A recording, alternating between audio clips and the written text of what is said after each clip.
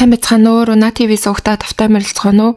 Өнөөдөр та бүхэндээ Канадад гарсан нэгэн хэргийг ярих гээд бэлтгэлээ. 2015 оны 5 дугаар сарын 2-ны орой Канадын Ванкувер хотын оршин суугч Майкл руу түүний найз Xiaomi ухаанаа алдчихсан юм шиг сандарсан амьсгаадсан байдалтайгаар гинт залгадаг. Тэрээр утасны цаанаас манай нөхөр манай үеэл өнөөчлөө би яхаа мэдэхгүй байна. Гуй туслаарай гэж хашгирч тусламж хүсэж байсан. Майкл маш их чочирдсан бөгөөд Xiaomi-гийн нөхөр 54 настай Ли Жоун эхнэрийнхээ үеэл 42 настай тэр бомтон Ган Юаныг хөнөөсөн гэдгийг сонссон байгаа. Гэвч Майклийн мэдэж байгаагаар тэр хоёр маш дотн харилцаатай үеэлүүд байсан. Майкл найзыгаа хамгаалахын тулд шууд гэрээсээ гарч Xiaomi болон түүний 26 настай охин Флоренс нартай уулзан цагдаагийн газарт хамтдаа очдог. Ингээд дуудлага авсан цагдаа нар бол баруун Ванкувер дахь ээж охин хоёрын амьдардаг тансаг зэрэглэлийн бүс рүү мөн хөдөлсөн. Тус хаус нь уул түшиж далай руу харсан асар том хашаатай, дотор болон гаднаа усан сантай, фенсний талбай бүхий цагаан өнгийн гайхалтай тансаг харш. Цагдаа нарыг хэргийн газарт ирэхэд хамгийн түрүүнд гаражнаас цахилгаан хөрөөний чанга дуу гарч исэн. Цагдаа нар цонхорлуу нь хартал Ли Жов цагдаа нарыг ирсний огт мдээгүй улааран цогцсыг цахилгаан хөрөөгөөр хувааж байгаа нь харагддаг. Цагдаа нар хэрэгтнийг буутай гэсэн мэдээллийг эхнээс нь авсан бөгөөд хэрэгтэн маш их хөөрсөн, цочромдсон байдалтай харагдаж байсан болохоор нэмэлт хүч болон хүнд зэвсгэлсэн тусгай тасгийг дуудацгаадаг. Ли Жов англиар бараг ярьдаггүй байсан болохоор цагдаа нар хятад хэлний орчуулагч дуудаж байшинг бүрэн бүслээд чанга ярихчаар бид чиний юу хийснийг бүгд мэдэж байгаа. Зэвсгээ хаяад хурдан гарч ир. Эхнэр охин хоёр чинь цагдаа нар дээр аюулгүй байгаа гэж шаардсан. Гэвч тэрээр цагдаа нарын шаардлагыг үл тоон гарч ирээгүй. Тэгээ цагдаа нарын хувьд бол дотогш нэвтрэх юм бол дэндүү эрсдэлтэй гэж үзэжсэн болохоор тэр шөндөө нэвтрэлгүй хүлээгээд маргааш өглөөний 8 цагийн үед Лежетл Ли Жов өөрөө дот байшин дотроос хаалгаа онгойлгоод гарч ирдэг. Түүний царай цус бол бүр маш тайван харагдаж байсан, гараа өргөөд гарч ирдэг. Харж доторх байдал бол үгээр хэлхийн аргагүй маш аимшигтай байсан.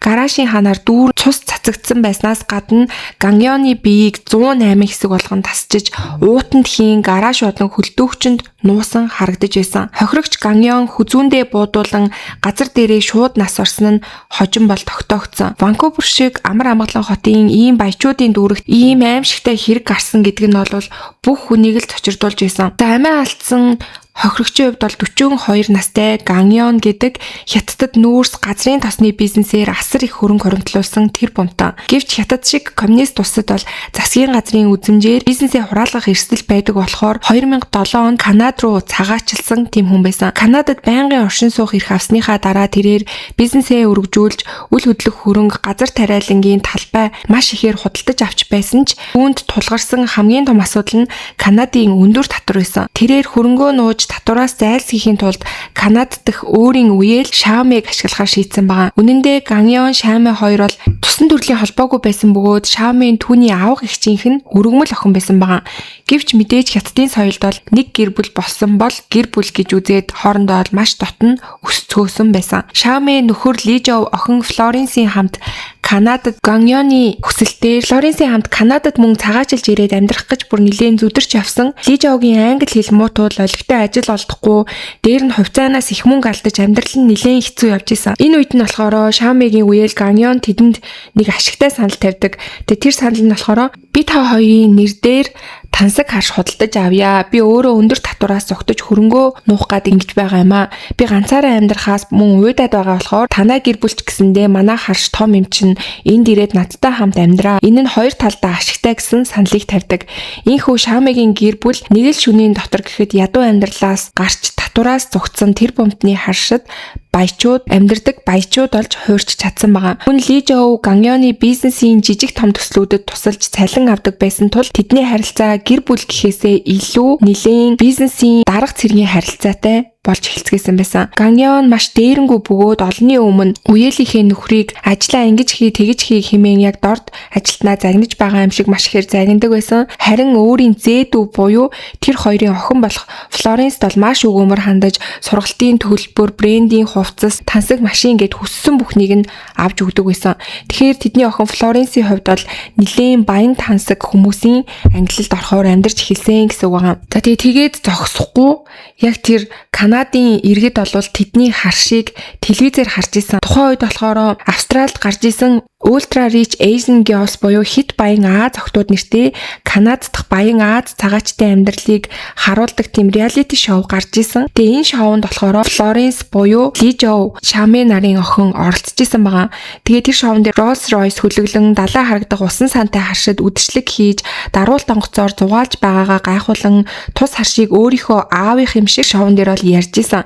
Гэхдээ бодит байдал дээр бол нагад зах Ганьоных нь бүх зүйл байсан гэдэг нь бол сүүлд илэрсэн гэсэн байгаа. Канадын иргэд бол яг тэр Флоренс охиных л гэж бодож исэн тухайн үедээ. За тэгээ яг энэ үеэр болохоор нөгөө харш дотор амьдарч байгаа эзэн Ганьон болон Флоренсийн аав Лижов нарын хооронд бол маш том ангал үүссэн байсан. Ганьон Флоренсийг бол яг өөрийн охин шигээ эрхлүүлж маш сайн ханддаг байсан мөртлөөсөө Жоод илсэн мөнгөө өгөхгүй, санхүүгийн урсгал муу байна, хүлээж бай гэд ерөөсөө өгөхгүй байсан. Гэсэн хэрнээсээ гаднаас нь харахад бол маш баян тансаг онгоцоор нисэн эмэгтэйчүүдтэй зугаацаж мөнгийг ус шиг цацж байгаа нь харагдчихсэн. Тэгээ Лижов Шами хоёрын хувьд бол зүгээр тэдний харшид яг зарцсан амьдардаг болж эхэлсэн байгаа. Ямар ч цалин авахгүйгээр тэгүүгээр ч зогсохгүй Лижовын хувьд Ганьоны дургуй хүрэгчих юм бол магадгүй энэ харшаас хөөгдөж бүр гудамжинд гарах айцаар үргэлж дарамттай амьдарч эхэлж исэн. За ингэж агаад яг хэрэг гардаг өдөр буюу 2015 оны 5 дугаар сарын 2-ны өдөр эхнэр Шами охин Флоренс хоёрыг салхилахаар гарсан хойгуур харшид Ганьон болон Лижов хоёулахнаа үлдсэн байсан. Тэд зочны өрөөнд санхүүгийн эмзэг асуудлаар хоорондоо ярилцгааж байгаад Жов өөрийнхөө зохион бүтээсэн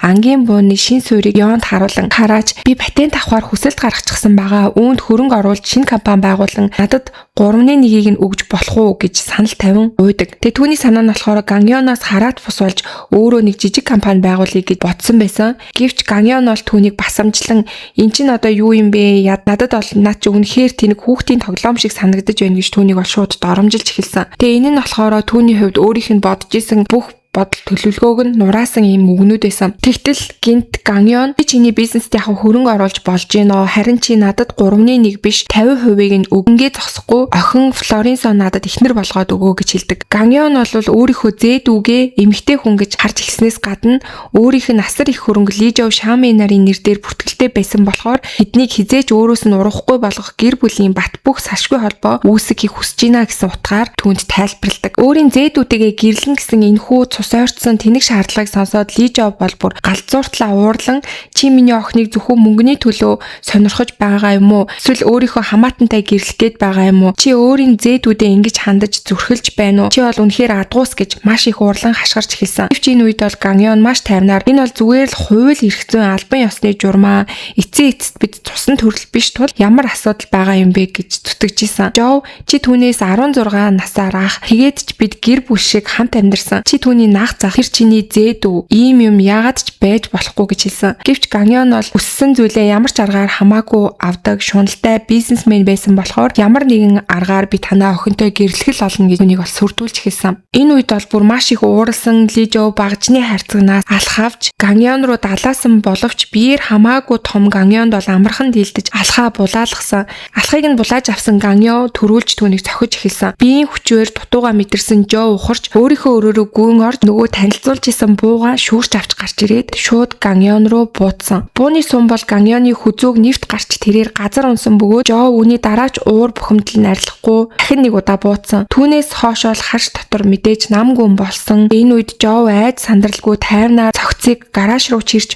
өөрийн хэрэгэлдэг багжнуудаа цуглуулсан цаг гарын хугацаанд цогцыг хуваасан байгаа. Тэгээ яг энэ үед бол эхнэр охин хоёр нь гаднаас гэртээ орж ирээд цусны өнөр цусны толбонуудыг хараад маш их айн нөхрөөсөө асуусан чинь нөхөр нь үеэл Ганьон ч одоо байхгүй болсон. Би хариуцлагыг нүүрч бүх зүйлийг зохицуулна. Та хоёр гэрээс хурдан яв гэж тэр хоёрыг гаргасан байгаа. Тэгээ энэ үедээ бол түүний царай ямар ч хувиралгүй хаа сайгүй цус өссөн байсан болохоор ээж охин хоёр бол гэрээсээ зүгтэн гарч сайкл руу залгаад болсон явдлыг хэлсэн нь нээсэн. Ганьоныг өгсний дараа ууран дарагдааг болохоор цахилгаан хүрээ авч түүний төгсгөлийг аль болох аимшигтай болгож өшөөгөө авахын тулд цогцыг хуваасаар шүнжин цагдаа нартай тэмцэлдэж өглөө болгосон байсан. Ингээд бол өглөө нь өөрөө гарч ирээд тэгээд цагдаа нарт баригдсан. 2020 оны 1-р сард шүүх хурал эхэлсэн.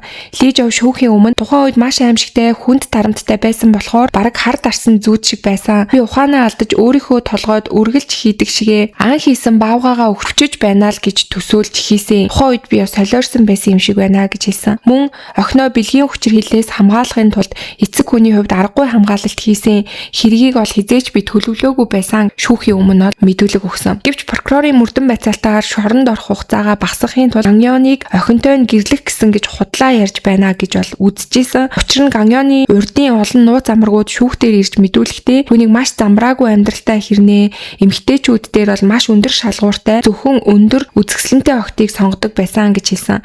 Харин Флоренсийн хувьд бол нэлээд намхан бөгөөд тухайн үед аль хэдийн өөр хүнтэй гэрлээд тустай амьдарч исэн болохоор тэр бомтон залуу өөрийнхөө сонирхолд нийцэхгүй зээдүгээ хүчилж гэрлэх шаардлага байхгүй байсан бахаа гэж тэд нар бол ярьцгааж исэн. Гэвч тус хашид ердөө хоёрхан л хүн байсан болохоор тэр хоёрын хувьд бол юу яригдсныг батлах ямар ч боломжгүй үлдсэн. За тэгээд энэ хэргийн хажуугаар Гангионы өхөл бол мэдээж гинтийн байсан болохоор гэрээслэл үлдээгээгүй.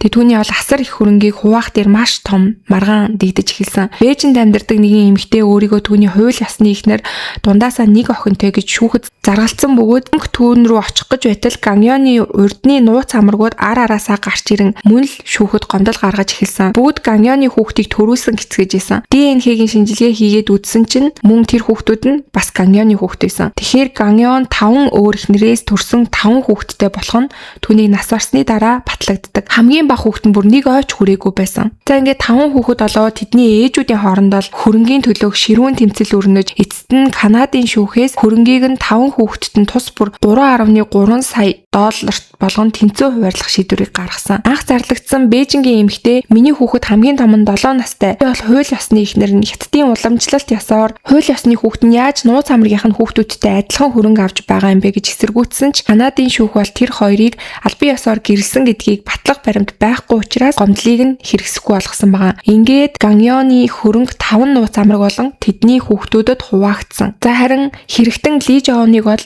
урд нь хэрэг үлдэж байгаагүй өдөөн хатгалаг алхны занал хийлэлд автаж аргагүй хамгаалалт хийсэн гэж үзээд болгоомжгүйгээр хүний амнаас хохироосон гэж буруутаад тооцсон. Үүний улмаас түүнд маш хөнгөн ял буюу 10 жил 6 сарын хорхиалыг оноосон байгаа. Хүнийг 108 хэсэг болгочхоод байхад ердөө 10 жилийн ял авсанд бол прокурорууд мэдээж дургуйцаж давд заалцсан ч шүүх анхны шийдвэрийг хэвээр үлдээсэн. Ингээд Канадын хууль арал шүүх хурлаас өмнө цагдан хоригдсон хугацааг 1.5 дахин үржүүлж ял эдэлсэнд тооцдог журамтай. Ингээд Ли Жао бол 2015 оны 5 сард баривчлагдаж ковид-19 цар тахлын улмаас шүүх хурал нь маш их хойшлогдсоор ял сонсох үедээ аль хэдийн бараг 5 гаруй жил хоригдчихсонтой тэнцвүүц болсон байсан. Үүнийг хуулийн дагуу үржүүлж тооцсноор түүнийг 8 жилийн ялаа эдэлсэнд тооцоод ийхүү Ли Жао ердөө 2 жил 4 сарын ял үлдсэн гэж үзэгдээд 2023 онд шоронгоос бүр мөсөн суллагдаж эрх чөлөөтэй хүн болон нийгэмд буцаж ирсэн байгаа. Түүний суллагдсанаас хойш сураг чимээ бүр мөсөн алга болсон бөгөөд баячуудын гүнжийн дүр тоглож байсан Флоренс ч олон нийтийн санах ойгоос бүр мөсөн арчигдсан. Тэгээд бусдын ятаархлыг төрүүлдэг байсан тэрхүү тансаг харшид гарсан гэр бүлийн дайнд хинч ялагч болж чадаагүй бөгөөд гэр бүл нь бүрэн сүрч хэрэгтний гэр бүл насан туршдаа нуугдаж амьдрах тавилантай үлдсэн байгаа. За ингээд өнөөдрийн та бүхэнд бэлтгэж хүргэсэн хэрэг бол Канадад амьдардаг хятад гэр бүлд тохиолдсон маш аимшигтай ийм хэрэг байлаа. За тэгээд магадгүй та бүхэн бас Флоренс охины оролцсон шоуг үзчихсэн ч байх магадлалтай гэж би бас бодож байна. За ингээд өнөөдрийн та бүхэнд бэлтгэж хүргэсэн хэрэг маа энд хүрээд өндөрлж гин. Та бүхэн өөрт төрж байгаа сэтгэлдлүүдээ комент хэсэгт бичиж хуваалцаарай. Мөн сувг дээрээ лайк, subscribe дарахаа битгий мартаарай. За тэгээд бүгдээрээ удахгүй дараагийнхаа дугаараар эргээд уулзцгаая.